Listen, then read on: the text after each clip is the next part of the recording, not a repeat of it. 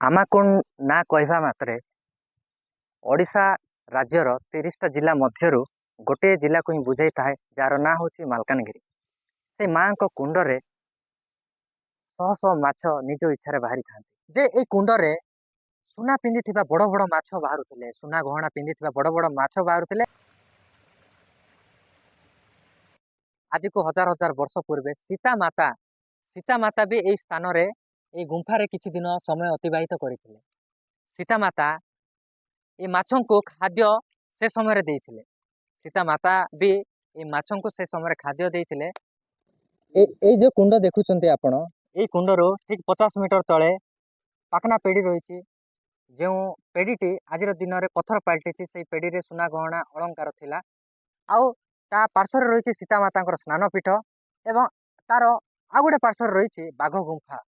से बाघ गुंफा एठार ठाकुराणी माँ गोटे रूप बोली कह जाए से रोथुवा बाघ ये ठाकुर ठाकुराणी किंवदंती कथा पौराणिक कथा इंटरेस्टिंग स्टोरी जदि आप जानापी चाहते तो मो यूट्यूब चैनल को सब्सक्राइब करूँ, लाइक करूँ, कमेंट करूँ, शेयर करूँ।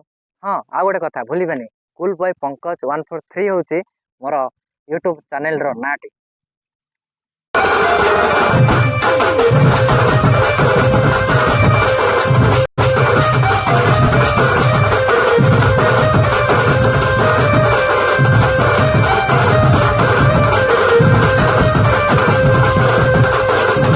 आमाकुंड ना कहवा मात्रे ओडिशा राज्यर 30टा जिला मध्यरु गोटे जिला को ही बुझाई थाए जार ना हूँ मालकानगिरी। से मालकानगिरी जिलार खैरपुट ब्लॉक रु प्राय 5 किलोमीटर दूर रे गोटे स्थान रही जार ना हूँ आमाकुंड। आ से आमाकुंड शैव तीर्थ नाम परिचित। आमाकुंड जो ना आपण शुणुंट से आमाकुंड आमार अर्थ हूँ तेलुगु लैंग्वेज रे माँ आ कुंडर माने हूँ आपण तो जानी थे आमा कुंडर माने हूँ माँ कुंड। से माँ कुंडरे शह शह माछ निज इच्छा बाहरी था। आउ से माछ को एठाकर लोक भगवान रूपे मानि था। ये आमा कुंड को भगवान को पूजा करा जाए, को ठाकुराणी को पूजा करा जाए, को देवादेवी को पूजा करा जाए।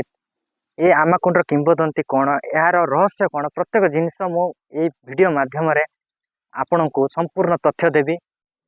एवं मु जहाँ भी कहबी ये आमाकुंडर कहानी ये रहस्यमय आमाकुंडर कहानी हुए तो कई जानी ना कि जदि भी जानी थे लोकलोचन को आसनी मते पाखापाखि 25 रु 30 दिन गोटे मास कहले भी खराब हेनी। मते ये ग्रामर वयस्क लोकों निकट को जाई संपूर्ण तथ्य संग्रह कली। आ से संपूर्ण तथ्य गोटे वीडियो माध्यम आपण मानक मु उपस्थापन एवं करी संपूर्ण कहानी आपण जानतु एवं लोकों को जनातु जे आम मालकानगिरी जिला रे एपरी गोटे स्थान रही जार ना आमाकुंड से स्थान रे सो इच्छा माछ बाहरी था से माछ को भगवान रूपे मानते। एटा ये कथाटा समस्ते जानते ता व्यतीत को ठाकुराणी ये थे किए पूजा पाऊले सीता माता अवदान कौन प्रत्येक जिनस मु वीडियो माध्यम आपको जन। बर्तमान मु अच्छी आमाकुंडर गुंफा मध्य एमती गोटे दिन थिला ये गुंफाटे आप देखिपे विराट बड़ गुंफा थिला किंतु आज दिन में हुडुड हेबा जो से गुंफाटी धसी जाइए। आप देखिपे ये जो शिवलिंग रही जो शिवलिंग रही शिवलिंग वर्तमान आज दिन में प्रतिष्ठा किंतु आज को शह शह हजार वर्ष पछकू जदि पलैबा से समय रे शिवलिंग स्व इच्छा ये स्थान में बाहरी थिले किंतु हुडुड हेबा जो से शिवलिंग आज दिन में आउ नाई। यही लिंगटी वर्तमान दिन में प्रतिष्ठा करके स्थान पूजा करा जाउअछि। प्रत्येक वर्ष ये आमाकुंड नामक स्थान में लक्ष लक्ष श्रद्धालु परिभ्रमण पर आसी था। आ समस्ते जानी आमाकुंड रे स्व इच्छा माछ बाहरी था से माछ को खाद्य देवाई शह शह श्रद्धालु ए स्थान को आसी था। किंतु केबे के जानी ना आमाकुंड रे को देवादेवी पूजा पाउथिले एवं से आमाकुंडर किंवदंती कौन कौन थिला तार रहस्य सीता माता अवदान कौन प्रत्येक जिनस मुझे आपण को कहबी। ये जो गुंफाटी देखुंत दिन थिला विराट बड़ गुंफा थिला ये गुंफा किंतु आज दिन से गुंफा नाई से गुंफाटी धसी जाइए। ଆପଣ ଦେଖିଥିବେ ମାତା ଦାମଲଦେଇ ଯାତ୍ରା। ଯେଉଁ ମାତା ଦାମଲଦେଇ ଯାତ୍ରା ଆପଣ ଶୁଣିଥିବେ ପରୋକ୍ଷ ଭାବରେ ହେଉ କି ପ୍ରତ୍ୟକ୍ଷ ଭାବରେ, ସେ ମାତା ଦାମଲଦେଇଙ୍କ ଯାତ୍ରା ମାଲକାନଗିରି ଜିଲ୍ଲାର ପବ୍ଲିକ ବନଉଥିବା ଯାତ୍ରା। ଆଉ ବଡ଼ ଯାତ୍ରା କହିଲେ ବି କିଛି ଖରାପ ହେବନି। ପବ୍ଲିକ ବନଉଛନ୍ତି ଗଭର୍ଣ୍ଣମେଣ୍ଟର ୱିଥାଉଟ୍ ଫଣ୍ଡରେ ପବ୍ଲିକ ବନଉଥିବା ଯାତ୍ରା। ଆଉ ସବୁଠୁ ବଡ଼ ଯାତ୍ରା ମାଲକାନଗିରି ଜିଲ୍ଲାର, ଯେଉଁଟାକି ଖଇରପୁଟରେ 3 ଦିନ ଧରି ପାଳନ ହୋଇଥାଏ। କିନ୍ତୁ ଏଇ ବର୍ଷ ଏଇ ଦାମଲଦେଇ ଯାତ୍ରା ପୂଜା କମିଟିର ମେମ୍ବର୍ସ ମାନେ 4 ଦିନ ଧରିକି ପାଳନ କରିଥିଲେ ଏଇ 2024 ମସିହାରେ। ସେ ଦାମଲଦେଇ ଯାତ୍ରା ଯେଉଁ ହେଉଛି ଆପଣ ଶୁଣିଛନ୍ତି, ସେ ଦାମଲଦେଇ ମାଙ୍କର କିମ୍ବଦନ୍ତୀ ଏଇ ଆମାକୁଣ୍ଡରେ ଯୋଡ଼ି ରହିଛି। ସେ ଦାମଲଦେଇ ମାଙ୍କର କିମ୍ବଦନ୍ତୀ ଏଇ ଆମାକୁଣ୍ଡରେ ଯୋଡ଼ି ରହିଛି। କୁହାଯାଏ ଯେ ଆଜିକୁ ହଜାର ହଜାର ବର୍ଷ ପୂର୍ବେ ମାତା ଦାମଲଦେଇ ଏହି ସ୍ଥାନରେ ତପସ୍ୟା କରୁଥିଲେ ଶିବ ପାର୍ବତୀଙ୍କୁ ପାଇବା ପାଇଁ। ମାତା ଦାମଲଦେଇ ହଜାର ହଜାର ବର୍ଷ ପୂର୍ବେ ଶିବ ପାର୍ବତୀଙ୍କୁ ପାଇବା ପାଇଁ ଏହି ସ୍ଥାନରେ ତପସ୍ୟା କରୁଥିଲେ। ହେଲେ ସେହି ସମୟରେ ମାତା ଦାମଲଦେଇଙ୍କର ତପସ୍ୟାରେ ପ୍ରଶଂସା ହେଇକି ପାର୍ବତୀ ମାତା ଏଇ ଗୁମ୍ଫାକୁ ଆସିଥିଲେ। ହେଲେ ଆପଣ ଯେବେ ବି ଆମାକୁଣ୍ଡକୁ ଆସିବେ, ଆମାକୁଣ୍ଡ ଘାଟି ଚଢ଼ି ସାରିବା ପରେ ଗୋଟେ ଓହ୍ଲାଣି ରହିଛି। ସେ ଓହ୍ଲାଣି ଆମ୍ବ ଗଛକୁ ଜଷ୍ଟ କ୍ରସ୍ କରିବେ, ଯେଉଁଠି ପାର୍କିଂ ହୁଏ। ତାପରେ ଦେଖିବେ ଏଭଳିଆ କଂକ୍ରିଟ ଥିବ, ପାଣି କ୍ରସ୍ ହେଉଥିବ ହାଲକାରେ। ଆଜିର ଦିନରେ ତ ଖରା ହେଉଛି ପ୍ରବଳ, ପାଣି କ୍ରସ୍ ହେଉନି ସେ ରାସ୍ତାରେ। ଯେଉଁ ପାଣି କ୍ରସ୍ ହେଉଥାଏ ତାକୁ ଉଦଲିଆ ପାର ବୋଲି କୁହନ୍ତି। ସେଇ ସ୍ଥାନକୁ ଉଦଲିଆ ପାର ଏଇଥିପାଇଁ କୁହନ୍ତି ଯେ ସେହି ସମୟରେ ଆଜିକୁ ହଜାର ହଜାର ବର୍ଷ ପୂର୍ବେ ମାତା ପାର୍ବତୀ ମାତା ଦାମଲଦେଇ ସାଙ୍ଗରେ ସେଇ ରାସ୍ତାକୁ କ୍ରସ୍ ହେଇକି ଏଇ ସ୍ଥାନକୁ ଆସିଥିଲେ। ଉଦଲିଆର ମାନେ ଆପଣ ବୁଝୁଥିବେ, ପୁଅ ଝିଅକୁ ଯେଉଁ ଭଗାଇ ନେଇଗଲେ, ଆମ ଲୋକାଲ ଲାଙ୍ଗୁଏଜରେ ଉଦଲିଆ ନେଇଗଲା ବୋଲି ଯେଉଁ କହୁଛନ୍ତି, ଏକ୍ଜାକ୍ଟଲି ସେଇ ସମୟରେ ମାତା ଦାମଲଦେଇ ପାର୍ବତୀ ମାତାଙ୍କ ସାଙ୍ଗରେ ସେ ରାସ୍ତାକୁ କ୍ରସ୍ କରିଥିଲେ। ତ ସେଇ ସ୍ଥାନକୁ ଉଦଲିଆ ପାର ବୋଲି କୁହାଯାଏ। ଆଉ ଏଇ ସ୍ଥାନରେ ଆସିକି ମାତା ଦାମଲଦେଇଙ୍କ ସାଙ୍ଗରେ ମାତା ପାର୍ବତୀ କିଛି ଦିନ ଅତିବାହିତ କରିଥିଲେ ଏଇ ଗୁମ୍ଫାରେ। ହୁଏତ ଆପଣ ଏବେ ଆଜିର ଦିନରେ ଦେଖୁଥିବେ, ହୁଏତ ଏତେ ସତ ବୋଲି ଭାବୁନଥିବେ, କିନ୍ତୁ ଏ କାହାଣୀ ସତ। ଏ କାହାଣୀ ମୋ ମନ ଗଢ଼ା କାହାଣୀ ନୁହେଁ। ମୋତେ ପାଖାପାଖି 30 ଦିନ ଲାଗିଗଲା ଆର ତଥ୍ୟ ସଂଗ୍ରହ କରିବା ପାଇଁ। ବହୁତ ବୟସ୍କ ଲୋକମାନଙ୍କ ପାଖରେ ଯାଇକି ତଥ୍ୟ ସଂଗ୍ରହ କଲି। ତ ଏଇ ଗୁମ୍ଫାରେ ପାର୍ବତୀ ମାତା ଦାମଲଦେଇଙ୍କ ସହ କିଛି ଦିନ ସମୟ ଅତିବାହିତ କରିଥିଲେ। ଆଉ ମାତା ଦାମଲଦେଇ ପାର୍ବତୀ ମାତାଙ୍କୁ ସେବା ଶୁଶ୍ରୂଷା ଏଇ ଗୁମ୍ଫାରେ କରିଥିଲେ। ହେଲେ ଶିବ ମାତା ପାର୍ବତୀଙ୍କୁ ଖୋଜି ଖୋଜି ତାଙ୍କର ଯେଉଁ ବୃଷଭ ଥିଲା, ସେ ବୃଷଭକୁ ଏଇ ଆମାକୁଣ୍ଡରୁ ଜଷ୍ଟ 2 କିଲୋମିଟର ହେବ ତଳକୁ, ମାନେ ଆପଣ ଯେତେବେଳେ ଆମାକୁଣ୍ଡକୁ ଆସିବେ, କେନ୍ଦୁଗୁଡ଼ା ବୋଲି ଗୋଟେ ଗ୍ରାମ ରହିଛି, ସେଇ ଗ୍ରାମରେ ଶିବ ତାଙ୍କ ବୃଷଭକୁ ଛାଡ଼ି ଦେଇଥିଲେ। ସେ ବୃଷଭ ଆଜି ବି ପଥର ହେଇକି ସେଇ ସ୍ଥାନରେ ପୂଜା ପାଉଛି। ସେଇ ସ୍ଥାନକୁ ବି ଆପଣଙ୍କୁ ଦେଖେଇବି। ଏଇ ବୃଷଭ ଆଜିର ଦିନରେ ବି ପଥର ହେଇକି ସେ ସ୍ଥାନରେ ପୂଜା ପାଉଛି, ଯାହା ଏଇ ଆମାକୁଣ୍ଡରୁ ଠିକ୍ ଯଦି ଡାଉନ୍ ଓହ୍ଲେଇବେ ଆପଣ ଖଇରପୁଟ ଗଲାବେଳେ ପ୍ରାୟ 2 କିଲୋମିଟର ଦୂରରେ ହିଁ ଅବସ୍ଥିତ। ଯଦି ବି ଆପଣ ଆମାକୁଣ୍ଡ ପରିଭ୍ରମଣରେ ଆସୁଛନ୍ତି, ତ ଆପଣ ସେଇ ସ୍ଥାନକୁ ନିହାତି ଯାଆନ୍ତୁ ଆଉ ଦେଖନ୍ତୁ। ସେ ବୃଷଭ ଆଜି ବି ପଥର ପାଲଟିଛି ଆଉ ପଥର ହେଇକି ସେ ସ୍ଥାନରେ ପୂଜା ପାଉଛି। ସେଇ ସ୍ଥାନରେ ବୃଷଭକୁ ଛାଡ଼ି ଶିବ ଏଇ ଗୁମ୍ଫାକୁ ଆସିଥିଲେ। ଶିବ ପାର୍ବତୀଙ୍କୁ କିଛି ଦିନ ମାତା ଦାମଲଦେଇ ସେବା ଶୁଶ୍ରୂଷା କରିବା ପରେ ଶିବ ପାର୍ବତୀ ମାତା ଦାମଲଦେଇକୁ କହିଥିଲେ, ଆମେ ଏତେ ଦିନ ଏଇ ସ୍ଥାନରେ ରହିଲୁ, ଏବେ ବିଦାୟ ନେବୁ। ଏଇ ଯେଉଁ ବିଦାୟ ନେବା ଶବ୍ଦଟି କହିଥିଲେ, ମାତା ଦାମଲଦେଇଙ୍କୁ ବହୁତ ବ୍ୟଥିତ କରିଥିଲା, ବହୁତ ଦୁଃଖ କରିଥିଲା। ସେଥିପାଇଁ ମାତା ଦାମଲଦେଇ କାନ୍ଦି ପକାଇଥିଲେ। ମାତା ଦାମଲଦେଇଙ୍କ କାନ୍ଦକୁ ଶିବ ପାର୍ବତୀ ସହ୍ୟ କରିପାରିନଥିଲେ। ମାତା ଦାମଲଦେଇଙ୍କୁ ବଚନ ଦେଲେ ଶିବ ପାର୍ବତୀ ଯେ ଆମେ ତ ଏଇ ସ୍ଥାନରୁ ପଳେଇବୁ, କିନ୍ତୁ ଆମେ ପଥର ହେଇକି ଏଇ ସ୍ଥାନରେ ପୂଜା ପାଇବୁ। ଯେଉଁ ପଥର ହେଇକି ଏଇ ସ୍ଥାନରେ ପୂଜା ପାଇବୁ କହିଥିଲେ, ସେଇ ଦିନଠାରୁ ଆଜି ପର୍ଯ୍ୟନ୍ତ ଶିବଲିଙ୍ଗକୁ ଏଇ ସ୍ଥାନରେ ପୂଜା କରାଯାଏ। ଯେଉଁଟା ଆପଣ ଶୁଣୁଛନ୍ତି ଶୈବ ତୀର୍ଥ ଆମାକୁଣ୍ଡ। ଏ ହେଉଛି ସେଇ ଆମାକୁଣ୍ଡ। ଶିବ ପାର୍ବତୀ ସ୍ୱୟଂ ବଚନ ଦେଇଥିଲେ ମାତା ଦାମଲଦେଇଙ୍କୁ ଯେ ଆମେ ପଥର ହେଇକି ଏଇ ସ୍ଥାନରେ ପୂଜା ପାଇବୁ। ତେଣୁକରି ପ୍ରତ୍ୟେକ ବର୍ଷ ଶିବରାତ୍ରିରେ ହଜାର ହଜାର ଶ୍ରଦ୍ଧାଳୁ ଏହି ସ୍ଥାନରେ ଆସନ୍ତି ଏବଂ ନିଜର ମାନସିକ କରିଥାନ୍ତି, ଆଉ ମାନସିକ ବି ପୂର୍ଣ୍ଣ ହେଇଥାଏ। ଏ ହେଉଛି ନିରାଟ ସତ କଥା। ଜବ୍ ରିଲେଟେଡ଼୍ ହେଉ, କିଛି ଫ୍ୟାମିଲି ରିଲେଟେଡ଼୍ ହେଉ, କିଛି ବି ଆପଣ ମାନସିକ ଯଦି କରନ୍ତି ଏଇ ଆମାକୁଣ୍ଡକୁ ଆସିକି, ତ ଆପଣଙ୍କର ମାନସିକ ପୂର୍ଣ୍ଣ ହେଇଥାଏ। ଅଧିକାଂଶ ଲୋକଙ୍କର ହେଇଛି। ଆପଣଙ୍କର ହବ ନ ହବ ତ ମୁଁ କହିପାରିବିନି, କିନ୍ତୁ ଅଧିକାଂଶ ଲୋକ ଏଇ ସ୍ଥାନରେ ସକ୍ସେସ୍ ପାଇଛନ୍ତି। ସେଇ ଦିନ ଠାରୁ ଆଜି ପର୍ଯ୍ୟନ୍ତ ଶିବରାତ୍ରିରେ ଶିବଙ୍କ ଲିଙ୍ଗକୁ ଏହି ସ୍ଥାନରେ ପୂଜା କରାଯାଏ। ଆଉ ଶିବଙ୍କ ଲିଙ୍ଗ ସ୍ୱ ଇଚ୍ଛାରେ ଏହି ସ୍ଥାନରେ ବାହାରିଥିଲା, କିନ୍ତୁ ହୁଡ଼ୁହୁଡ଼ୁ ହେବା ଯୋଗୁଁ ଗୁମ୍ଫା ଧସିଗଲା ଏବଂ ସେ ଶିବଲିଙ୍ଗ ପାଣିରେ ଭାସିଗଲା।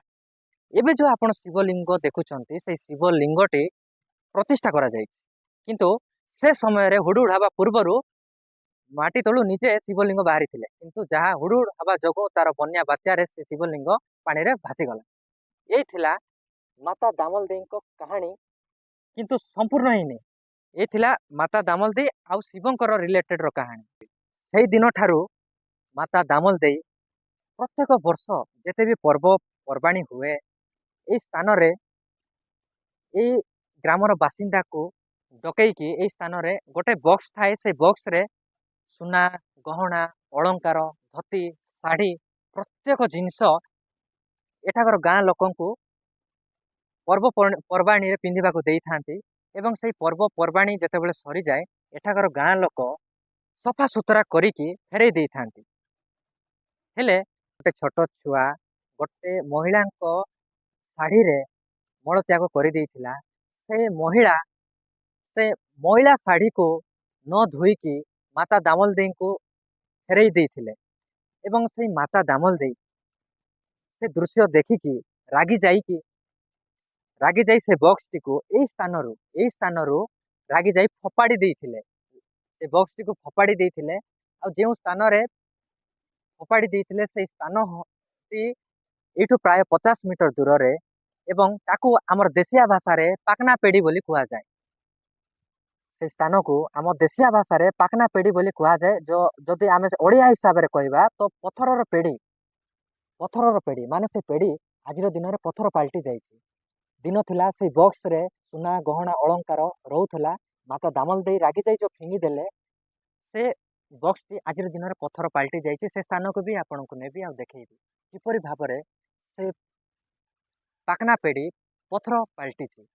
ଆପଣଙ୍କୁ ନେଇକି ମୁଁ ସେ ସ୍ଥାନକୁ ଦେଖେଇବି। ଏଇ ସ୍ଥାନରୁ ମାତା ଦାମଲ ଦେଈ ଯେଉଁ ରାଗି ଯାଇ ତାଙ୍କର ବକ୍ସଟିକୁ ଫିଙ୍ଗି ଦେଇଥିଲେ, ସେଇଟା ପାକନା ପେଡ଼ି ବୋଲି କୁହାଯାଏ ଏଠାକାର ଲୋକାଲ ଲାଙ୍ଗୁଏଜରେ। ଏବଂ ତାଙ୍କର ଯେଉଁ ପୂଜା ଢାଳଟି ଥିଲା, ସେ ପୂଜା ଢାଳକୁ ଏଇ ସ୍ଥାନରୁ ରାଗି ଯାଇ ଫିଙ୍ଗି ଦେଇଥିଲେ। ତାହା ପ୍ରାୟ ଏଇ ସ୍ଥାନରୁ 1.5 କିଲୋମିଟର ଦୂରରେ ଅବସ୍ଥିତ, ଯେଉଁ ସ୍ଥାନକୁ ଆମର ଲୋକାଲ ଲୋକ ତେଲେଇ ରାଙ୍ଗନି ବୋଲି କୁହନ୍ତି। ଯେଉଁ ସ୍ଥାନରେ ସେଇ ପୂଜା ଢାଳଟି ପଡ଼ିଥିଲା, ଆମର ଲୋକାଲ ଲୋକ ସେଇ ସ୍ଥାନକୁ ତେଲେଇ ରାଙ୍ଗନି ବୋଲି କୁହନ୍ତି। ଏବଂ ଏଇ ଯେଉଁ ପୂଜା ଢାଳକୁ ମାତା ଦାମଲ ଦେଈ ଫିଙ୍ଗି ଦେଇଥିଲେ, ସେଇ ପୂଜା ଢାଳ ଫିଙ୍ଗି ଦେବା ପରେ ଦରା ଶବର ସମ୍ପ୍ରଦାୟର ଲୋକଙ୍କୁ ରାତିରେ ସ୍ୱପ୍ନ ଦେଇଥିଲେ ଯେ ଆଜିଠୁ ଆଉ ଆମାକୁଣ୍ଡ ଆପଣମାନେ କେହି ଆସିବେନି। ମୋର ଯେଉଁ ପୂଜା ଢାଳ ଆମାକୁଣ୍ଡରୁ ଯେଉଁଠି ମୁଁ ଫିଙ୍ଗିଛି ସେଇ ସ୍ଥାନରେ ଯାଇ ଖୋଜିବ, ଆଉ ଯେଉଁ ସ୍ଥାନରେ ଆପଣମାନେ ସେଇ ପୂଜା ଢାଳଟିକୁ ପାଇବ, ସେଇ ସ୍ଥାନରେ ମୋତେ ପୂଜିବ, ମାନେ ପୂଜା କରିବ। ତ ସେଇ ସ୍ଥାନରେ ପ୍ରତ୍ୟେକ ବର୍ଷ ମାତା ଦାମଲ ଦେଈଙ୍କ ଯାତ୍ରା ଯେଉଁ ଆପଣ ଦେଖୁଛନ୍ତି, ପରୋକ୍ଷ ଭାବରେ ହଉ କି ପ୍ରତ୍ୟକ୍ଷ ଭାବରେ ହଉ, ମାତା ଦାମଲ ଦେଈଙ୍କ ନାଁ ନିହାତି ଶୁଣିଥିବେ ଆପଣ। ହୁଏତ ଯାତ୍ରା ଦେଖି ନ ଥାଇପାରନ୍ତି, କିନ୍ତୁ ଦାମଲ ଦେଈ ମାଙ୍କର ନାଁଟି ନିଶ୍ଚୟ ଶୁଣିଥିବେ ଆପଣ। ଇଏ ହେଉଛି ମାଲକାନଗିରି ଜିଲ୍ଲାର ଗୋଟିଏ ଯାତ୍ରା, ଯେଉଁଟା ପବ୍ଲିକ ନିଜ ନିଜ ମଧ୍ୟରେ ଟଙ୍କା ଆଦାୟ କରିକି 3 ଦିନ ଧରି ବହୁତ ଆଡ଼ମ୍ବରରେ କରିଥାନ୍ତି। ଆଉ ସବୁଠୁ ଖାସ୍ କଥା ହେଉଛି 1 କିଲୋମିଟର ଯାଏଁ ଲିଚୁ ସିଲିଂ ହେଇଥାଏ। ଆଉ ଏଇ ବର୍ଷ 2024 ମସିହାରେ 4 ଦିନ ଧରି ଦାମଲ ଦେଈ ଯାତ୍ରା ପାଳନ ହେଲା। ଆଉ ଏ ହେଉଛି ପବ୍ଲିକ ବନଉଥିବା ଯାତ୍ରା। ପୁଣି ଥରେ କହିକି ରଖୁଛି, ପବ୍ଲିକ ବନଉଥିବା ଯାତ୍ରା ହେଉଛି ସେଇ ଦାମଲ ଦେଈ ଯାତ୍ରା, ମାଲକାନଗିରି ଜିଲ୍ଲାର ବଡ଼ ଯାତ୍ରା। ସେଇଟା ବି ପବ୍ଲିକ ବନଉଥିବା ଯାତ୍ରା। ବର୍ଷ ମାଘ ପୂର୍ଣ୍ଣିମା ପୂର୍ବରୁ ଯେଉଁ 3 ଦିନ ଆସେ, ସୋମବାର, ମଙ୍ଗଳବାର, ବୁଧବାର, ମାଘ ପୂର୍ଣ୍ଣିମା ପୂର୍ବରୁ ଯେଉଁ 3 ଦିନ ଆସେ, ସୋମବାର, ମଙ୍ଗଳବାର, ବୁଧବାର, ସେଇ ଦିନ ଦାମଲ ଦେଈ ମାଙ୍କର ଯାତ୍ରା ପାଳନ କରାଯାଇଥାଏ। ଯେଉଁ ଦାମଲ ଦେଈ ଯାତ୍ରା ହେଇଥାଏ, ଦୂର ଦୂରାନ୍ତରରୁ ଶହ ଶହ ଦେବାଦେବୀ ଲାଠି ଆକାରରେ ଆସିଥାନ୍ତି ଏବଂ ଦାମଲ ଦେଈ ମାଙ୍କୁ ନିମନ୍ତ୍ରଣ କରିବା ପାଇଁ ତେଲେଇ ରାଙ୍ଗନି, ମୁଁ ଟିକେ ଆଗରୁ ଯେଉଁ କହିଥିଲି, ମାତା ଦାମଲ ଦେଈ ରାଗି ଯାଇ ତାଙ୍କର ପୂଜା ଢାଳଟି ଫିଙ୍ଗି ଦେଇଥିଲେ। ଏଇଠୁ 1.5 କିଲୋମିଟର ଦୂରରେ ଅବସ୍ଥିତ, ଯାହାକୁ ଆମ लोकाल लांगुएज रे तेले रांगनी बोली कहा जाए से स्थान रे दूर दूरांतरରୁ ଶହ ଶହ ଦେବାଦେବୀ ଲାଠି ଆକାରରେ ଆସିକି ମାତା ଦାମୋଦର को ସେହି ସ୍ଥାନରେ ପ୍ରାଣ ପ୍ରତିଷ୍ଠା କରାଯାଏ ଏବଂ ପ୍ରାଣ ପ୍ରତିଷ୍ଠା କରିକି ଗାଁର ନଗର ପରିକ୍ରମା ଗାଁ ପରିକ୍ରମା କରି ପରେ ପରେ ଖଇରପୁଟର ପ୍ରତିଷ୍ଠିତ ଦାମୋଦର ମନ୍ଦିରକୁ ନିଆଯାଇଥାଏ ଏବଂ ବୁଧବାର ଦିନ ରାତି 12ଟା ପରେ ମାତା ଦାମୋଦରଙ୍କୁ ନଦୀରେ ନେଇକି ବିସର୍ଜନ କରାଯାଇଥାଏ। ଇଏ ହେଉଛି ସେହି ତେଲେଇ ରାଙ୍ଗନୀର କଥା କହୁଛି।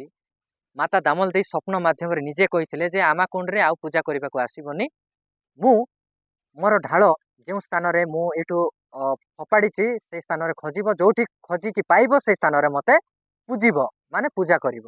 ଆମାକୁଣ୍ଡ ସାଧାରଣତଃ ଭାବରେ ଏଇ ମାଛ ପାଇଁ ହିଁ ପ୍ରସିଦ୍ଧ। ଏ ମାଛ ପାଇଁ ହିଁ ଆମାକୁଣ୍ଡ ବହୁତ ଫେମସ୍। ଯେଉଁ ଏଇ କୁଣ୍ଡରେ ମାଛ ଦେଖୁଛନ୍ତି ଏ ମାଛ ମାନଙ୍କର ବି ଗୋଟେ କାହାଣୀ ରହିଛି। ଆଉ ସେ କାହାଣୀଟି ବର୍ତ୍ତମାନ ଆପଣଙ୍କୁ ମୁଁ ଏବେ କହିବି। ଏ ମାଛ ମାନଙ୍କର ଗୋଟେ ସ୍ୱତନ୍ତ୍ର କାହାଣୀ ରହିଛି। କୁହାଯାଏ ଯେ ଆଜିକୁ ବେଶୀ ନାହିଁ 30-35 ବର୍ଷ ପଛକୁ ଯଦି ପଳେଇବା, ଯେଉଁ ସମୟରେ ଏ ଗୁମ୍ଫା ଭାଙ୍ଗି ନଥିଲା, ଧସି ନଥିଲା, ହୁଡୁଡର ପୂର୍ବ ସମୟର କଥା ମୁଁ କହୁଛି।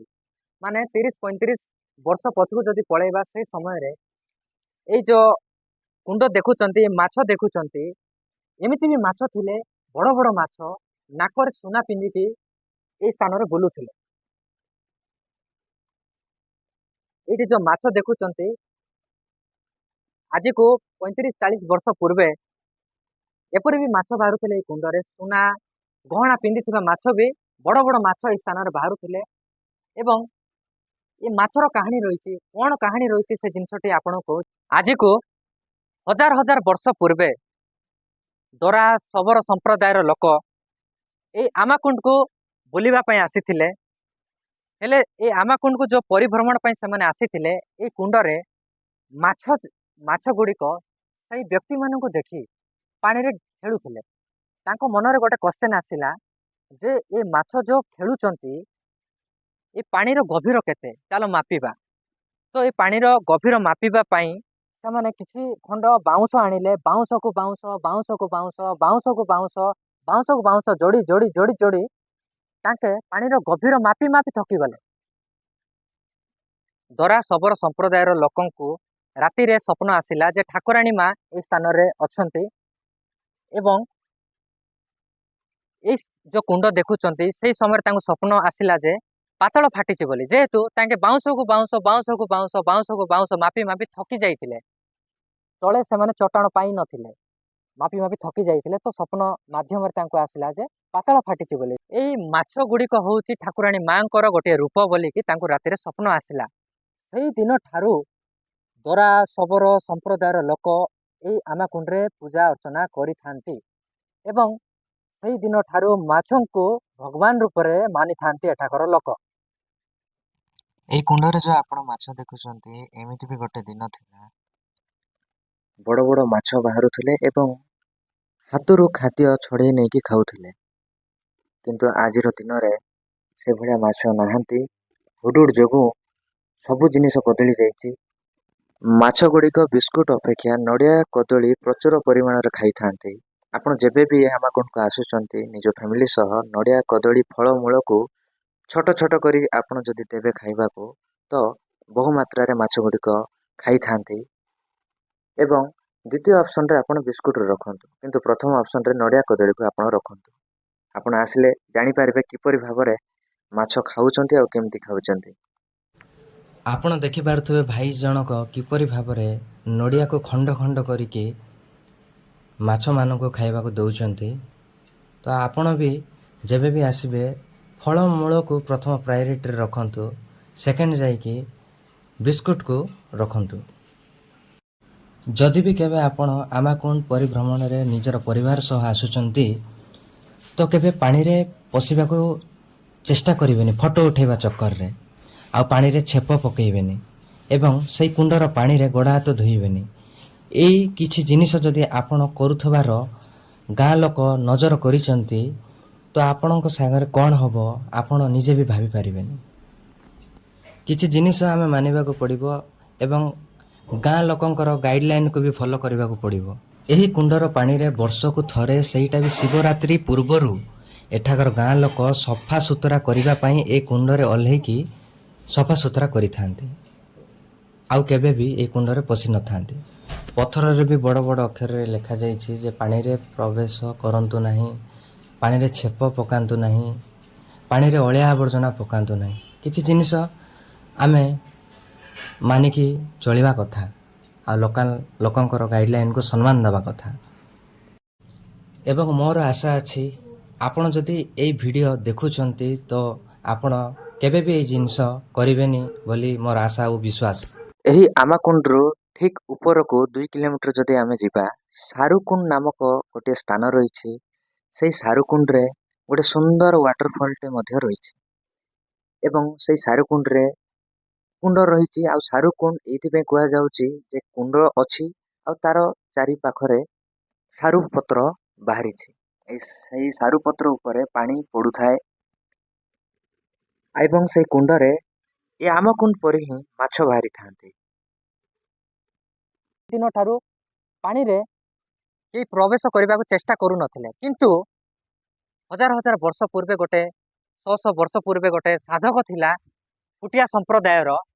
ସେ ସାଧକ ଗୋଟେ ମୁଠା ବାଲି ହାତରେ ଧରୁଥିଲେ ଆଉ ଗୋଟେ ହାତରେ ଦୀପ ଧରିକି ଏଇ କୁଣ୍ଡରେ ସକାଳେ ଯଦି ବୁଡୁଥିଲେ ସନ୍ଧ୍ୟା ସମୟରେ ବାହାରୁଥିଲେ ଆଉ ସେ ଦୀପ ବି ପାଣିରେ ଲିଭୁ ନଥିଲା। ଆଉ ସେ ସମୟରେ ପାତାଳ ଫାଟିଥିଲା, କୌଣସି ଲୋକ ବି ପାଣିରେ ପ୍ରବେଶ କରିବା ପାଇଁ ଚେଷ୍ଟା କରୁନଥିଲେ। କିନ୍ତୁ କିନ୍ତୁ ସେଇ ଜଣେ ହିଁ ବ୍ୟକ୍ତି, ଯୋଉ ଫୁଟିଆ ସମ୍ପ୍ରଦାୟର ବ୍ୟକ୍ତି, ସେଇ ଜଣେ ହିଁ ବ୍ୟକ୍ତି ପାତାଳ ଫାଟିଥିବା ସମୟରେ ପାଣିରେ ବୁଡ଼ିକି ସକାଳେ ବୁଡୁଥିଲେ ସନ୍ଧ୍ୟାରେ ବାହାରୁଥିଲେ। ଏମିତି ବୁଡ଼ି ବୁଡ଼ି ପାଣିରେ ସାଧନା କରିବା ଫଳରେ ଗୋଟିଏ ଶିବଲିଙ୍ଗ, ଛୋଟିଆ ଶିବଲିଙ୍ଗ ପ୍ରାପ୍ତ କରିଥିଲେ। ସେ ଛୋଟିଆ ଶିବଲିଙ୍ଗ ପାଣିରୁ, ଏଇ ଆମାକୁଣ୍ଡ ପାଣିରୁ କାଢିକି ତାଙ୍କେ ଖଇରପୁଟରୁ ପ୍ରାୟ 1 କିଲୋମିଟର ହବ, ପ୍ରାୟ 1 କିଲୋମିଟର ହବ ଗୋଟେ ଉପରପୁଟ ବୋଲିକି ଗୋଟେ ସ୍ଥାନ ରହିଛି। ସେଇ ସ୍ଥାନରେ ଆଜି ବି ସେଇ ଶିବଲିଙ୍ଗ ଅଛି, କିନ୍ତୁ ଲୋକଲୋଚନକୁ ଆସିନାହିଁ କିମ୍ବା କେହି ଜାଣିବାକୁ ବି ଚେଷ୍ଟା କରିନାହାନ୍ତି। ମୁଁ ଭିଡ଼ିଓ ମାଧ୍ୟମରେ ଆପଣଙ୍କୁ ଜଣାଉଛି ଏଇ ସେଇ ଶିବଲିଙ୍ଗଟି ଏ ଆମାକୁଣ୍ଡ ସାଙ୍ଗରେ ଜଡ଼ିତ। ଆଉ ଏ ଆମାକୁଣ୍ଡରୁ ସେ ଶିବଲିଙ୍ଗ ସେ ଫୁଟିଆ ସମ୍ପ୍ରଦାୟର ଲୋକ ପ୍ରାପ୍ତ କରିଥିଲେ ଏବଂ ସେ ଶିବଲିଙ୍ଗକୁ ନେଇକି ଉପରପୁଟ ନାମକ ସ୍ଥାନରେ ପ୍ରତିଷ୍ଠା କରିଥିଲେ। ସେ ଶିବଲିଙ୍ଗ ଛୋଟ ଥିଲା, କିନ୍ତୁ ଆଜିର ଦିନରେ ଧୀରେ ଧୀରେ ବଢୁଛି। ଆଉ ନେକ୍ସଟ ଦିନ କେବେ ଗୋଟେ ଯିବି ସେଇ ସ୍ଥାନକୁ, ତା ଉପରେ ବି ଗୋଟେ ସମ୍ପୂର୍ଣ୍ଣ ତଥ୍ୟ ଆଣିବି, ତା ଉପରେ ଗୋଟେ ଭିଡ଼ିଓ ଆଣିବି, ଆପଣଙ୍କୁ ସମ୍ପୂର୍ଣ୍ଣ ତଥ୍ୟ ଦେବି। ଏ ମାଛକୁ କିଛି ଲୋକ ଲାଳସା ଲୋଭୀ ହେଇକି ଯେତେବେଳେ ଧରିକି ଖାଇଥିଲେ, ଛୋଟ ଛୁଆ ଜନ୍ମ ହେବା ଛୋଟ ଛୁଆଠୁ ଆରମ୍ଭ କରି ବୃଦ୍ଧ ବୟସ୍କ ଜେଜେବାପା ସମସ୍ତେ ମରିଯାଇଥିଲେ, ମାନେ ତାଙ୍କର ବଂଶ ପୁରା ନିପାତ ହେଇଯାଇଥିଲା। ଏଇ ଜିନିଷ ଯୋଉ ମୁଁ କହୁଛି ଏ କୌଣସି ମୋର ମନ ଗଢ଼ା କାହାଣୀ ନୁହଁ, ଏହା ହେଉଛି ବାସ୍ତବିକ ସତ କାହାଣୀ ମୁଁ ବର୍ତ୍ତମାନ କହୁଛି ଆପଣଙ୍କୁ। ଆଉ 3-4 ବର୍ଷ ତଳେ ଏଗ୍ରିକଲଚର ଅଫିସର ଡାନିଟଲ ନାମକ ପଏଜନ ଏଇ କୁଣ୍ଡରେ ଆଣିକି କିଛି ଦୁର୍ବୃତ୍ତ ପକାଇ ଦେଇଥିଲେ ଏବଂ ଶହ ଶହ ମାଛ ବି ମରି ଯାଇଥିଲେ। ଯେଉଁମାନେ ପକାଇଥିଲେ କିଛି ଲୋକ ମରିଯିବା ସହିତ କିଛି ଲୋକ ଝାଡ଼ା ବାନ୍ତିର ଶିକାର ହେଇଥିଲେ। ଏଇଭଳିଆ ଚମତ୍କାର ଘଟଣା ଆଉ ମାଙ୍କର ଲୀଳା ଏ ସ୍ଥାନରେ ରହିଛି। କିଛି ବୟସ୍କ ଲୋକ କୁହନ୍ତି, ଜୋର ଦେଇକି କୁହନ୍ତି, ଖାଲି କୁହନ୍ତିନି, ଜିଦ୍ରେ କୁହନ୍ତି, ଜୋର ଦେଇକି କୁହନ୍ତି। ତାଙ୍କ ଜେଜେବାପା ଜେଜେମା ସେ ସମୟରେ କହିଥିଲେ ଯେ ଏଇ କୁଣ୍ଡରେ ସୁନା ପିନ୍ଧିଥିବା ବଡ଼ ବଡ଼ ମାଛ ବାହାରୁଥିଲେ, ସୁନା ଗହଣା ପିନ୍ଧିଥିବା ବଡ଼ ବଡ଼ ମାଛ ବାହାରୁଥିଲେ। ଏଇ ଯୋଉ କଥା କହୁଛି 30-40 ବର୍ଷ ତଳର କଥା କହୁଛି। ଆଉ ସେ ସମୟରେ ପାତାଳ ଫାଟିଥିଲା, କିନ୍ତୁ ଆଜିର ଦିନରେ ଆପଣ ନିଜେ ହିଁ ଦେଖିପାରୁଥିବେ ପାଣି ଛଳ ଛଳ ହେଇ ଦିଶୁଛି ଆଉ ଗଭୀର ନଥିବା ବି ଜଣା ପଡୁଛି, କିନ୍ତୁ ସେ ସମୟରେ ପାଣିରେ ଓହ୍ଲାଇବା ପାଇଁ ଲୋକ ଡରୁଥିଲେ। ଆଉ ଯଦି ବି କୌଣସି ବ୍ୟକ୍ତି ଭୁଲରେ ଯଦି ପାଣିରେ ପଡି ଯାଉଥିଲା, ସେ ସୁନା ପିନ୍ଧିଥିବା ମାଛ, ବଡ଼ ବଡ଼ ମାଛ ତାଙ୍କୁ ଠେଲିକି ପଦାରେ ବାହାର କରିଦଉଥିଲେ। ଏ ହେଉଛି ନିରାଟ ସତ କଥା। ଏ ଯୋଉ ମାଛ ଦେଖୁଛନ୍ତି, ଆଜିକୁ ହଜାର ହଜାର ବର୍ଷ ପୂର୍ବେ ସୀତାମାତା ବି ଏଇ ସ୍ଥାନରେ, ଏଇ ଗୁମ୍ଫାରେ କିଛି ଦିନ ସମୟ ଅତିବାହିତ କରିଥିଲେ। ସୀତାମାତା ଏ ମାଛଙ୍କୁ ଖାଦ୍ୟ ସେ ସମୟରେ ଦେଇଥିଲେ। ସୀତାମାତା ବି ଏ ମାଛଙ୍କୁ ସେ ସମୟରେ ଖାଦ୍ୟ ଦେଇଥିଲେ। ଏବଂ ଏଇଠୁ 50 ମିଟର ତଳକୁ ଯଦି ଯିବା, ସୀତାମାତାଙ୍କର ସ୍ନାନ ପୀଠ ବି ରହିଛି। ହୁଏତ ଅନେକ ଲୋକ ପରିଭ୍ରମଣ ପାଇଁ ଆମାକୁଣ୍ଡ ଆସୁଛନ୍ତି, କିନ୍ତୁ ସୀତାମାତା ଏମିତି ଗୋଟେ ଜାଗାରେ ଗାଧେଇଛନ୍ତି, ସେ ଜାଗାକୁ କେହି ଯାଇନାହାନ୍ତି କି ଜାଣିବାକୁ ବି ଚେଷ୍ଟା କରୁନାହାନ୍ତି। ମୁଁ ପ୍ରତ୍ୟେକ ଜିନିଷ ଏ ଆମାକୁଣ୍ଡର ଟିକି ନିକି ଜିନିଷ ଏ ଭିଡ଼ିଓ ମାଧ୍ୟମରେ ଆପଣଙ୍କୁ ସମ୍ପୂର୍ଣ୍ଣ ତଥ୍ୟ ଦେବି। ଆପଣ ଜାଣନ୍ତୁ, ଲୋକଙ୍କୁ ଜଣାନ୍ତୁ। ଏଇ ଯୋଉ କୁଣ୍ଡ ଦେଖୁଛନ୍ତି ଆପଣ, ଏଇ କୁଣ୍ଡରୁ ଠିକ୍ 50 ମିଟର ତଳେ ପାକନା ପେଡ଼ି ରହିଛି। ଯେଉଁ ପେଡ଼ିଟି ଆଜିର ଦିନରେ ପଥର ପାଲଟିଛି, ସେଇ ପେଡ଼ିରେ ସୁନା ଗହଣା ଅଳଙ୍କାର ଥିଲା। ଆଉ ତା ପାର୍ଶ୍ୱରେ ରହିଛି ସୀତାମାତାଙ୍କର ସ୍ନାନ ପୀଠ ଏବଂ ତାର ଆଉ ଗୋଟେ ପାର୍ଶ୍ୱରେ ରହିଛି ବାଘ ଗୁମ୍ଫା। ସେ ବାଘ ଗୁମ୍ଫା ଏଠାର ଠାକୁରାଣୀ ମାଙ୍କର ଗୋଟେ ରୂପ ବୋଲି କୁହାଯାଏ। ସେଇଠି ରହୁଥିବା ବାଘ, କୁହାଯାଏ ଯେ ସମସ୍ତେ ସେ ବାଘକୁ ଦେଖିପାରନ୍ତି ନାହିଁ, ଯାହାର ଭାଗ୍ୟ ଥାଏ ସେ ଦେଖିବାକୁ ପାଏ। ଏବଂ ଏତେ ବଡ଼ ଜଙ୍ଗଲରେ ବାଘ ରହିବା ତ ସୁନିଶ୍ଚିତ, କିଛି ଏଥିରେ ଆଶ୍ଚର୍ଯ୍ୟ ହେବାର ନାହିଁ। କିନ୍ତୁ ସେ ବାଘ ଗୁମ୍ଫା ବି ଅଛି। ସେ ବାଘ ଗୁମ୍ଫା ନିକଟକୁ ଆମେ ଯିବା। ପ୍ରତ୍ୟେକ ଜିନିଷ ମୁଁ ଏ ଭିଡ଼ିଓ ମାଧ୍ୟମରେ ଆପଣଙ୍କୁ ଜଣାଇବି। ବର୍ତ୍ତମାନ ମୁଁ ଯେଉଁ ସ୍ଥାନରେ ଅଛି, ମୋ ସାମ୍ନାରେ ତ ଦେଖିପାରୁଥିବେ ଆପଣ, ଇଏ ହେଉଛି ପଥର ପେଡ଼ି। କିନ୍ତୁ ଏଠାର ଲୋକାଲ ଲାଙ୍ଗୁଏଜରେ ପାକନା ପେଡ଼ି ବୋଲି କୁହାଯାଏ।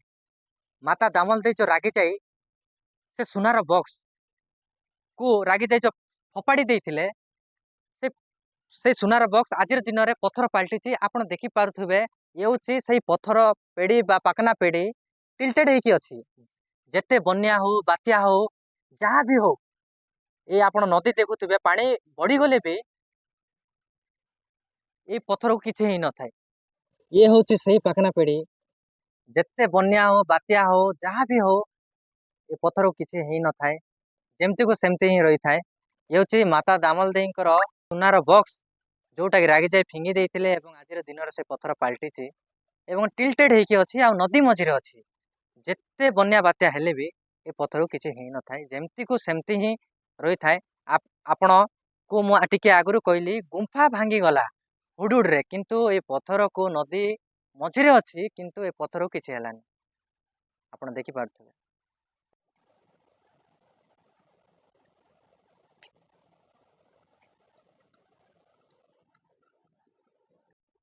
ପଥରର ପେଡ଼ି ବୋଲି ଲେଖା ହେଇଛି ସତ, କିନ୍ତୁ ଲୋକାଲ ଲାଙ୍ଗୁଏଜରେ ପାକନା ପେଡ଼ି ବୋଲି କହିବା ଆକେ।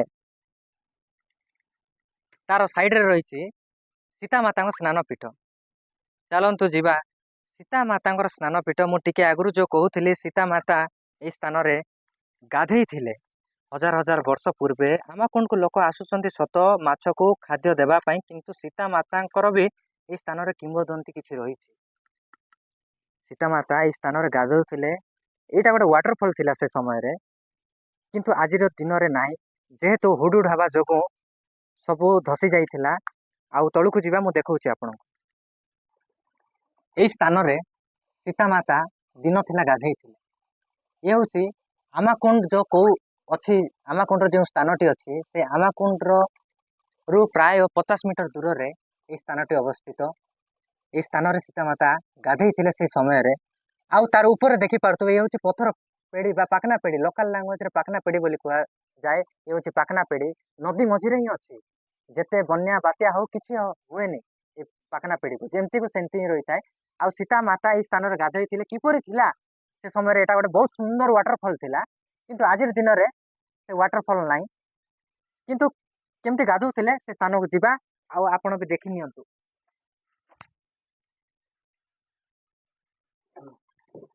ଇଏ ହେଉଛି ସେଇ ସ୍ଥାନ, ସୀତାମାତା ଏଇ ସ୍ଥାନରେ ଗାଧେଇଥିଲେ। ଇଏ ହେଉଛି ସେଇ ସ୍ଥାନ, ସୀତାମାତା ଏଇ ସ୍ଥାନରେ ଗାଧେଇଥିଲେ।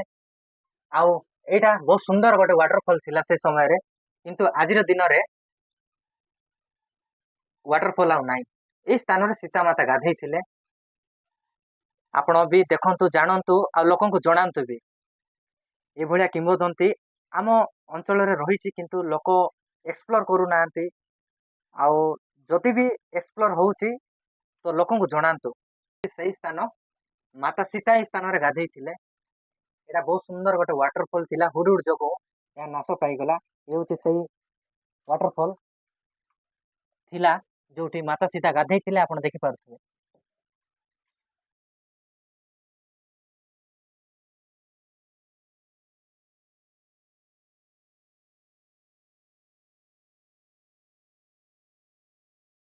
ଏଇ ଆମକୁଣ୍ଡରୁ ପ୍ରାୟ 50 ମିଟର ଦୂରରେ ଏ ବାଘ ଗୁମ୍ଫା ବି ରହିଛି। ଏ ଯେଉଁ ପଥର ଦେଖୁଛନ୍ତି, ଏ ପଥର ତଳେ ଗୁମ୍ଫା ରହିଛି। ବୟସ୍କ ଲୋକ କହିବା ଅନୁଯାୟୀ ଏଇ ଗୁମ୍ଫାରେ ବାଘ ସେ ସମୟରେ ରହୁଥିଲେ ଏବଂ ମାଙ୍କର ଗୋଟେ ରୂପ ବୋଲି କୁହାଯାଏ। ଏବଂ ସେ ବାଘକୁ ସମସ୍ତେ ଦେଖିପାରନ୍ତିନି, ଯାହାର ଭାଗ୍ୟ ଥାଏ ସେମାନେ ଦେଖି ପାରନ୍ତି ସେଇ ବାଘକୁ। ଆଉ ଗୁମ୍ଫା କିପରି ଭାବରେ ଅଛି ଆପଣ ମାନଙ୍କୁ ଦେଖେଇବି, ଆସନ୍ତୁ।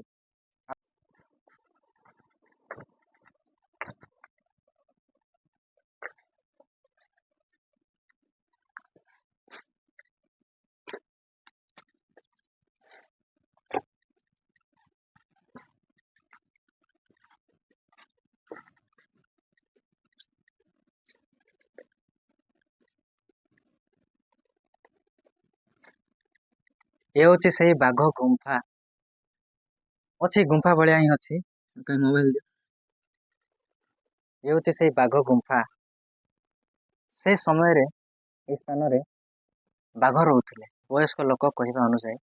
ଆଉ ସେ ବାଘ ହଉଛି ମାଙ୍କର ରୂପ ବୋଲିକି ବୟସ୍କ ଲୋକ କୁହନ୍ତି। ଆଉ ସେ ବାଘକୁ ସମସ୍ତେ ଦେଖି ପାରନ୍ତି ନାହିଁ। ଏ ହଉଛି ସେଇ ଗୁମ୍ଫା।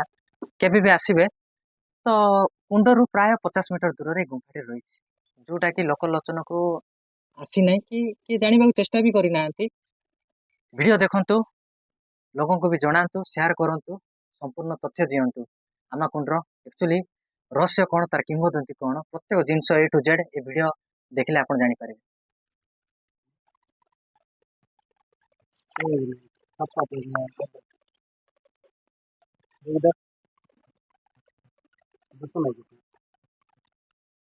ଆପଣ କେବେ ବି ଯଦି ନିଜ ପରିବାର ସହ ଆମକୁଣ୍ଡ ଟ୍ରିପ୍ରେ ଆସୁଛନ୍ତି ତ ଆମକୁଣ୍ଡରେ ମାଛ ତ ଆପଣ ନିଶ୍ଚୟ ଦେଖିବେ, କହିଲେ କି ନ କହିଲେ।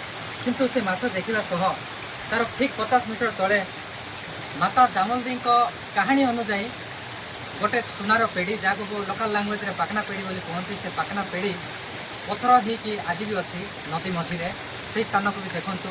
ତାର ଠିକ୍ ବାମ ପାର୍ଶ୍ୱରେ ସୀତାମାତାଙ୍କର ସ୍ନାନପୀଠ ବି ରହିଛି। ହଜାର ହଜାର ବର୍ଷ ପୂର୍ବେ ସୀତାମାତା ନିଜେ ସେହି ସ୍ଥାନରେ ଗାଧେଇଥିଲେ। ସେଟା ଗୋଟେ ସୁନ୍ଦର ୱାଟରଫଲ୍ ଥିଲା, କିନ୍ତୁ ଆଜିର ଦିନରେ ସେ ୱାଟରଫଲ୍ ଆଉ ନାହିଁ, ଧସି ଯାଇଛି। ସେହି ସ୍ଥାନକୁ ବି ଦେଖନ୍ତୁ। ଠିକ୍ ରାଇଟ୍ ସାଇଡ଼୍ରେ ଆପଣ ବାଘ ଗୁମ୍ଫା ବି ଦେଖିପାରିବେ, ଠିକ୍ 50 ମିଟର ତଳକୁ। ସେ ବାଘ ଗୁମ୍ଫାର ବି କାହାଣୀ ରହିଛି। ଯେ କୁହାଯାଏ, ବୟସ୍କ ଲୋକ ଅନୁସାରେ କୁହାଯାଏ ଯେ ସେ ବାଘ ଗୁମ୍ଫା ମାଙ୍କର ଗୋଟେ ରୂପ, ସେ ଯେଉଁ ବାଘ ରହିଛି ସେ ଗୁମ୍ଫାରେ ମାଙ୍କର ଗୋଟେ ରୂପ ବୋଲିକି ବୟସ୍କ ଲୋକ କୁହନ୍ତି। ଏବଂ ଆମକୁଣ୍ଡରୁ ଠିକ୍ ଉପରକୁ ଯଦି ଆମେ 2 କିଲୋମିଟରକୁ ଯିବା, ସାରୁକୁଣ୍ଡ ନାମକ ଗୋଟେ ସ୍ଥାନ ରହିଛି। ସେଇଠି ବି ସୁନ୍ଦର ୱାଟରଫଲ୍ ରହିଛି ଏବଂ ସେଇଠି ବି ଗୋଟେ ସୁନ୍ଦର କୁଣ୍ଡ ବି ରହିଛି। ସେ କୁଣ୍ଡରେ ମାଛ ଗୁଡ଼ିକ ସ୍ୱଇଚ୍ଛାରେ ବାହାରିଥାନ୍ତି, ଠିକ୍ ଆମକୁଣ୍ଡ ପରି। ଏହି ଆମକୁଣ୍ଡର କାହାଣୀ ଯଦି ଆପଣଙ୍କୁ ଭଲ ଲାଗିଲେ ନିଜ ସାଙ୍ଗସାଥିମାନଙ୍କୁ ଏହି ଭିଡ଼ିଓଟି ସେୟାର କରନ୍ତୁ ଏବଂ ନିଜ ସାଙ୍ଗସାଥୀଙ୍କୁ ଜଣାନ୍ତୁ ଯେ ମାଲକାନଗିରି ଜିଲ୍ଲା ଖଇରପୁଟ ବ୍ଲକରୁ 5 କିଲୋମିଟର ଦୂରରେ ଗୋଟେ ସ୍ଥାନ ରହିଛି, ଯାହାର ନାଁ ହେଉଛି ଆମକୁଣ୍ଡ। ତାର ବି କିମ୍ବଦନ୍ତୀ ରହିଛି, ତାର ବି କାହାଣୀ ରହିଛି। ଆଉ ଆମେ ଜାଣିବା ବି ନିହାତି ଦରକାର। ଆମେ ଜାଣିଲେ ହିଁ ଅନ୍ୟ ଜଣକୁ ଜଣେଇ ହେବ ଆମକୁଣ୍ଡର କାହାଣୀ କ'ଣ। ମୁଁ ଜାଣିବା ପାଇଁ ମୋତେ ତ 30 ଦିନ ଲାଗିଲା। ଆଉ ଆପଣ ଯଦି ଏଇ ଭିଡ଼ିଓ ଫାର୍ଷ୍ଟ ଟୁ ଲାଷ୍ଟ ଯଦି ଦେଖିନେବେ ତ ସମ୍ପୂର୍ଣ୍ଣ କାହାଣୀ ଆପଣ ଜାଣିଯିବେ ଆଉ ଆପଣ ସାଙ୍ଗକୁ ବି ଜଣେଇ ପାରିବେ। ମୋ ଚ୍ୟାନେଲଟିକୁ ଲାଇକ୍ କରନ୍ତୁ, କମେଣ୍ଟ କରନ୍ତୁ, ସେୟାର କରନ୍ତୁ। ହଁ, ଆଉ ଭୁଲିବେନି, କୁଲ ବୟ ପଙ୍କଜ 143 ହେଉଛି ମୋର ୟୁଟ୍ୟୁବ ଚ୍ୟାନେଲର ନାଁଟି। ପୁଣି ଥରେ ଭେଟ ହେବା ନେକ୍ସଟ ଭିଡ଼ିଓରେ। ରହିଲି, ଧନ୍ୟବାଦ।